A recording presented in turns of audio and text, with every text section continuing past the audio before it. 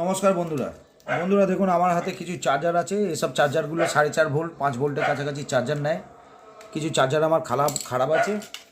আমি একটা চার্জার পেয়েছি, একটা চার্জার দিয়ে আমি একটা লাইন করেছি।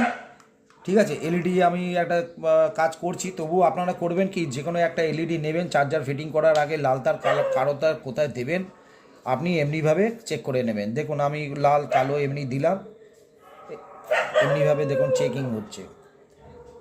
তো কোনটা খারাপ কোনটা ভালো এমনিভাবে চেক করা যাবে।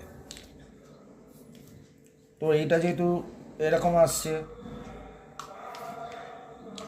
এই জায়গাটা দেখছেন লাল কালো তার দিতে এরকম আসছে। এখানে দেখছি যে আমি চার্জারের লাইন দেওয়া অবস্থায় এই জায়গাটা আমি পাচ্ছি না। হ্যাঁ, এখানে পাওয়া গেছে। ঠিক আছে বন্ধুরা, তাহলে আমি বুঝতে পারলাম এখানে লাইন আমার ওকে আছে।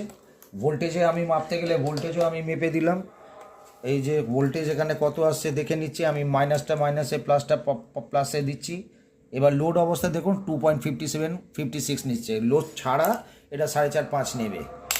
ঠিক আছে, এবার আমি এই যে ক্রসটা এখানটায় আমি এই জায়গাটা ঠিক এইরকমভাবে ফিট করব। আমার গ্লুগান অন আছে, আমি ফিট করে এটাকে নেক্সট ভিডিওতে দেখাচ্ছি কেমনভাবে আছে।